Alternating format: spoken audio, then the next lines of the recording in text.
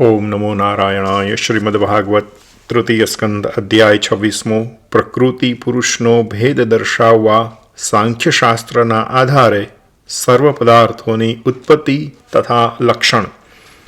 શ્રી ભગવાન ઉવાચ અથ તે સંપ્રવક્ષ્યામિ તત્વાનાં લક્ષણં પૃથક યદ્વિદ્વિત્વા વિમુચ્યેત પુરુષઃ પ્રાકૃતેર્ગુણઃ. શ્રી કપિલ ભગવાન બોલ્યા, હવે હું તમને પ્રકૃતિ વગેરે તત્વોનું ભિન્ન ભિન્ન લક્ષણ કહું છું કે જે જાણી પુરુષ પ્રકૃતિના ગુણોથી છૂટે છે. જે જ્ઞાનને વિદ્વાનો મોક્ષ આપનારું અને મનુષ્યને આત્માનો સાક્ષાત્કાર કરનારું કહે છે, તે હૃદયની અહંકારરૂપી ગાંઠને કાપનારું જ્ઞાન હું તમને કહું છું. અનાદિ આત્મા પુરુષ કહેવાય છે. તે પુરુષ નિર્ગુણ પ્રકૃતિથી પર સર્વના અંતઃકરણમાં સ્ફુરી રહેલો જ્ઞાન સ્વરૂપ અને સ્વયં પ્રકાશ છે. તે પુરુષ વડે જ આ સર્વ જગત યુક્ત હોઈ પ્રકાશે છે. તે આ વ્યાપક પુરુષે અસ્પષ્ટ સ્વરૂપવાળી સત્વાદી 3 ગુણોવાળી અને લીલાથી પોતાની સમીપ આવેલી ભગવાનની શક્તિરૂપ પ્રકૃતિને સ્વેચ્છાએ જ સ્વીકારી આ પ્રકૃતિ સત્વાદી ગુણો દ્વારા પોતાના જેવા સ્વરૂપોવાળી જાત જાતની પ્રજાઓ સર્જી રહી છે. તે પ્રકૃતિને જોઈને પુરુષ તત્કાળ મોહ પામ્યો, કેમ કે પ્રકૃતિ જ્ઞાનને ઢાંકનારી જ છે. તેથી પુરુષ પોતાનું સ્વરૂપ જ્ઞાન ભૂલી ગયો. જો કે સર્વ કર્મો પ્રકૃતિના ગુણોથી જ કરાય છે, છતાં પુરુષ એ રીતે પ્રકૃતિના અધ્યાસને લીધે પ્રકૃતિના જ કર્તાપણાને પોતા વિશે માને છે. પુરુષ અકર્તા છે, ઈશ્વર છે, સર્વ પ્રકારે સ્વતંત્ર છે, સર્વનો સાક્ષી છે અને કેવળ સુખ સ્વરૂપ જ છે. છતાં તેને એક કર્તૃત્વાભિમાન જ સંસારરૂપ જન્મ મરણના પ્રવાહરૂપ થાય છે. તેને લીધે જ કર્મોનું બંધન પ્રાપ્ત થાય છે અને તે પ્રકૃતિના અવિવેકથી જ તેને પરતંત્રતા ભોગવવી પડે છે. વિદ્વાનો કહે છે કે પુરુષ શરીર ભાવને, ઇન્દ્રિય ભાવને અને ઇન્દ્રિયોના અધિષ્ઠાતા તે દેવપણાને પામે છે. તે સર્વનું કારણ કેવળ પ્રકૃતિ જ અને સુખ દુઃખાદિના ભોગતાપણામાં પ્રકૃતિથી પર એવો પુરુષ જ કારણ છે. અર્થાત જો કે કર્તૃત્વ, ભોક્તૃત્વ આદિ અહંકારમાં જ હોઈ શકે છે, પણ તે અહંકાર રૂપ વિકાર જડ હોવાથી તેઓમાં જણાતું કર્તૃત્વ વગેરે પુરુષને લીધે જ છે. દેવહૂતિએ પૂછ્યું, હે પુરુષોત્તમ, એ પ્રમાણે સંસારી જીવનું તથા તેને સંસાર થવામાં કારણરૂપ પ્રકૃતિનું સ્વરૂપ મેં જાણ્યું. હવે જગતનું કલ્યાણ, ઈશ્વર અને પ્રકૃતિનું સ્વરૂપ તમે મને કહો. પ્રકૃતિ અને પુરુષ આ વિશ્વના કારણ છે અને સૂક્ષ્મ તથા સ્થૂળ જે કંઈ કાર્ય દેખાય છે તે પ્રકૃતિ તથા પુરુષ છે. તે પ્રકૃતિ તથા પુરુષનું લક્ષણ તમે કહો. શ્રી ભગવાન બોલ્યા, જે પ્રધાન નામનું તત્વ છે તેને જ વિદ્વાનો પ્રકૃતિ કહે છે. આ પ્રધાન તત્વ પોતે વિશેષ ભેદથી રહિત છે, એટલે 3 ગુણોની સામ્યાવસ્થાને લીધે તેમાં વિશેષ ભેદો દેખાતા નથી. છતાં તે પોતાના અંશકાર્ય મહત્તત્વ વગેરેના આશ્રયરૂપ છે. વળી તે પ્રધાન તત્વ ત્રિગુણાત્મક છે, તેથી બ્રહ્મ સ્વરૂપ નથી. અવ્યક્ત એટલે કાર્ય ન હોવાથી મહત્તત્વાદી રૂપ પણ નથી. કાર્ય કારણરૂપ હોવાથી કાળાદિ સ્વરૂપ પણ નથી અને નિત્ય છે, માટે જીવરૂપ પણ નથી. 5 મહાભૂતો, 5 તન્માત્રાઓ, 4 અંતઃકરણો અને 10 ઇન્દ્રિયો, આ 24 તત્વોના સમૂહને વિદ્વાનો પ્રકૃતિનું કાર્ય માને છે. તેમાં પહેલા 5 તત્વોને, તે પૃથ્વી, જળ, તેજ, વાયુ અને આકાશ એ 5 મહાભૂતો છે. અને તેમાં બીજા 5 તત્વો એ ગંધ, રસ, રૂપ, સ્પર્શ તથા શબ્દ એ 5 તન્માત્રાઓ રૂપ મેં માન્યા છે. હવે જે 10 તત્વો છે તે 10 ઇન્દ્રિયો છે, જેમ કે કાન, ત્વચા, ચક્ષુ, જીભ, નાસિકા, વાણી, હાથ, પગ, લિંગ અને 10મી ગુદા કહેવાય છે. તેમજ મન, બુદ્ધિ, અહંકાર અને ચિત્ત એમ 4 પ્રકારનું અંતઃકરણ છે. આ અંતઃકરણની જુદી જુદી 4 પ્રકારની વૃત્તિઓ છે. તેથી તેને 4 ભેદ કહેવાય છે. બસ આટલો જ સગુણ બ્રહ્મનો વિસ્તાર તત્વવેતા પુરુષોએ ગણ્યો છે, જે મેં અહીં કહ્યો છે. આમાં કાળ નામનું 25મું તત્વ પણ કેટલાક વિદ્વાનો ગણે છે કે જે પ્રકૃતિની જ એક અવસ્થા છે.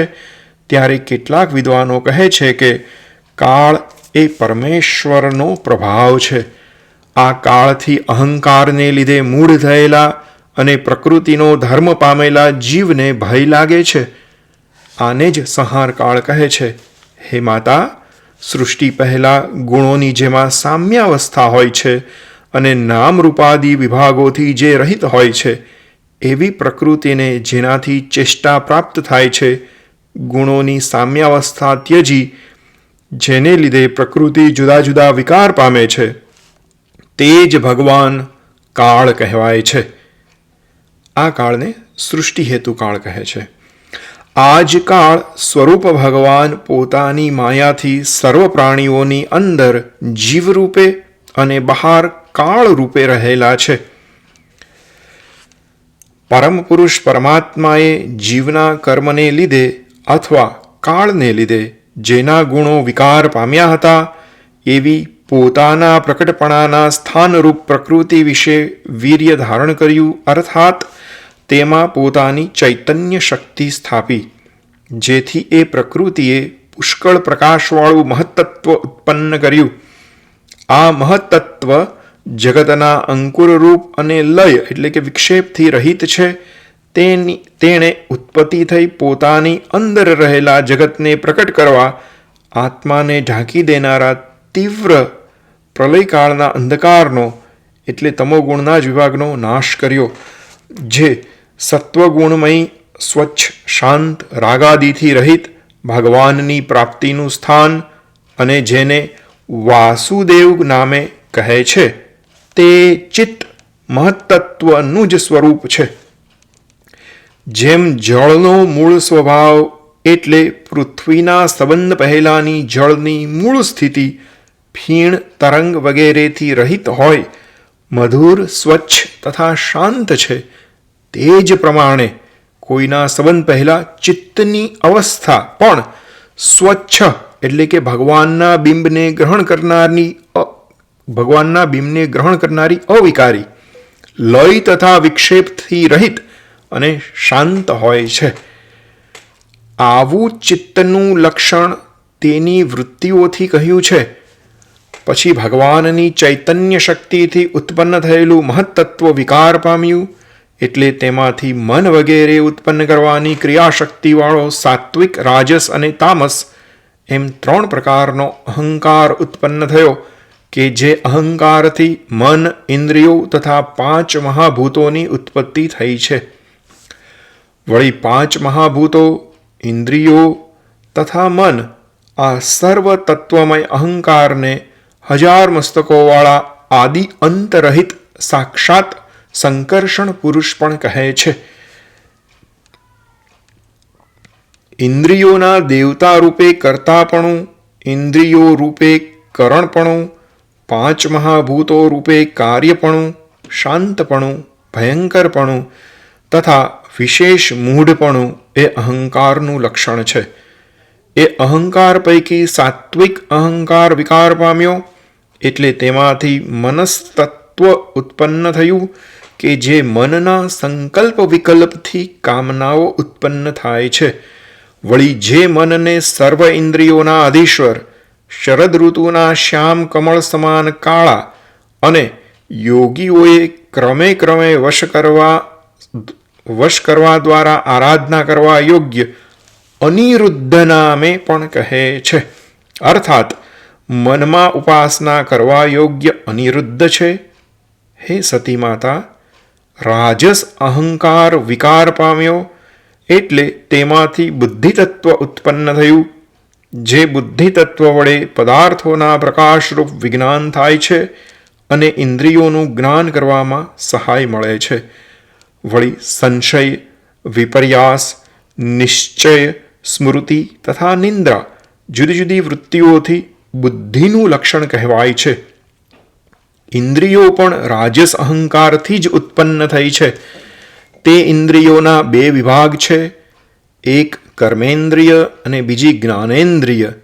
પ્રાણની ક્રિયાશક્તિ છે અને બુદ્ધિની વિજ્ઞાન શક્તિ છે. સમજૂતી માટે, તેથી પ્રાણ પોતે જ રાજસ હોવાથી તેની ક્રિયાશક્તિવાળી કર્મેન્દ્રિયો પણ રાજસ જ છે અને બુદ્ધિ પોતે પણ રાજસ હોવાથી તેની જ્ઞાનશક્તિ જ્ઞાનેન્દ્રિયો પણ રાજસ જ છે. તે જ રીતે ભગવાનની ચૈતન્ય શક્તિથી પ્રેરણા પામેલો તામસ અહંકાર વિકાર પામ્યો એટલે તેથી શબ્દ તન્માત્રાવાળું આકાશ તત્વ ઉત્પન્ન થયું. ક્ષોત્રેન્દ્રિય શબ્દ ગ્રહણ કરનારી છે, શબ્દ અર્થનો વાચક છે અને આકાશની તન્માત્રા છે એટલે આકાશનું સૂક્ષ્મ સ્વરૂપ છે. આ રીતે વિદ્વાનો શબ્દનું લક્ષણ કહે છે. આકાશ એ સર્વ પ્રાણીઓને અવકાશ આપનારું, બહાર તથા અંદર એવા વ્યવહારનું સ્થાન અને નાડી વગેરેના છિદ્ર રૂપે પ્રાણ, ઇન્દ્રિય તથા મનના આશ્રય રૂપ છે. એમ આકાશનું કાર્ય એ જ તેનું લક્ષણ છે. પછી શબ્દ જેની તન્માત્રા છે એવું આકાશ કાળની ગતિથી વિકાર પામ્યું એટલે સ્પર્શ તન્માત્રા ઉત્પન્ન થઈ અને એ સ્પર્શથી વાયુ ઉત્પન્ન થયો. ત્વચા ઇન્દ્રિય સ્પર્શ ગ્રહણ કરનારી છે. કોમળતા, કઠિનતા, શીતળતા અને ઉષ્ણતા એ સ્પર્શનું લક્ષણ છે અને તે સ્પર્શ વાયુની તન્માત્રા છે. વૃક્ષની શાખા વગેરેને ચલાવવી, જુદા જુદા રહેલા ઘાસ વગેરે એકઠા કરવા, ગંધવાળા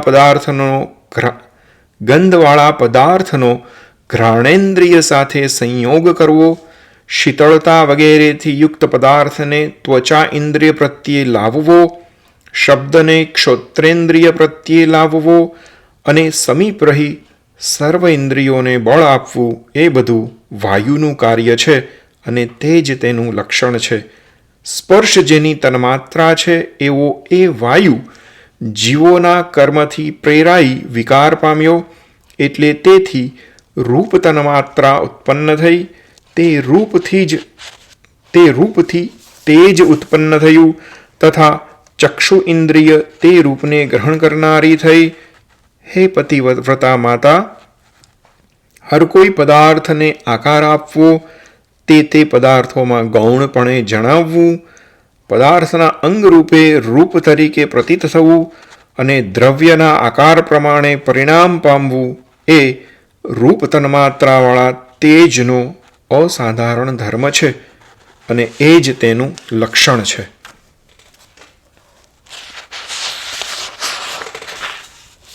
વળી પ્રકાશવું, પકવવું, ક્ષુધા અને તૃષાને લીધે ખાવું પીવું, હિમનો નાશ કરવો અને સૂકવી નાખવું એ તેજના કર્મ છે.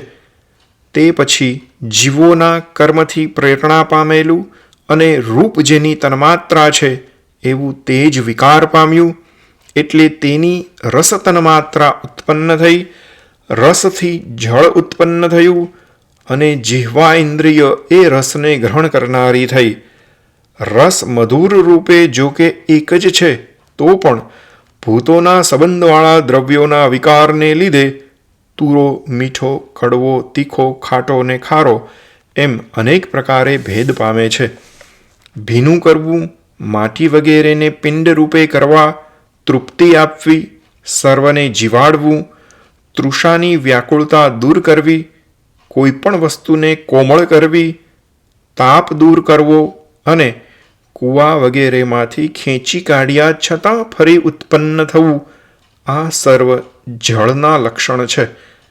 રસ જેની તન્માત્રા છે એવું તે જળ જીવના કર્મની પ્રેરણા પામી વિકાર પામ્યું, એટલે તેથી ગંધ તન્માત્રા ઉત્પન્ન થઈ અને તે ગંધથી પૃથ્વી ઉત્પન્ન થઈ. ઘ્રાણેન્દ્રિય તે ગંધને ગ્રહણ કરનારી છે. ગંધ જો કે એક જ છે તો પણ બીજા સંબંધ પામેલા પદાર્થોના અવયવોના વિકારને લીધે મિશ્રગંધ, દુર્ગંધ, સુગંધ, મૃદુગંધ, ઉગ્રગંધ અને ખાટી ગંધ એમ જુદા જુદા અનેક ભેદ પામે છે. પરબ્રહ્મને પ્રતિમા વગેરે સ્વરૂપે સાકાર કરવા, જળ વગેરેથી વિલક્ષણપણે બીજાનો આશ્રય લીધા વિના જ સ્થિતિ કરવી, જળ વગેરે ધારણ કરવા, આકાશાદિ પદાર્થો માપવા અને સર્વ પ્રાણીઓને તથા તે પ્રાણીઓના પુરુષપણું, સ્ત્રીપણું વગેરે ગુણો પ્રકટ કરવા, તે પૃથ્વીનું કાર્ય હોય તેનું લક્ષણ છે. આકાશનો વિશેષ ગુણ શબ્દ જેનો વિષય છે તે ક્ષોત્રેન્દ્રિય એટલે કે કાન, વાયુનો વિશેષ ગુણ સ્પર્શ જેનો વિષય છે તે સ્પર્શેન્દ્રિય, તેજનો વિશેષ ગુણ રૂપ જેનો વિષય છે તે ચક્ષુ ઇન્દ્રિય, જળનો વિશેષ ગુણ રસ જેનો વિષય છે તે રસનેન્દ્રિય અને પૃથ્વીનો વિશેષ ગુણ ગંધ જેનો વિષય છે તે ઘ્રાણેન્દ્રિય કહેવાય છે. પોતપોતાના કારણરૂપ આકાશ વગેરેના શબ્દ વગેરે ધર્મ, કાર્યરૂપ વાયુ વગેરેમાં પણ દેખાય છે.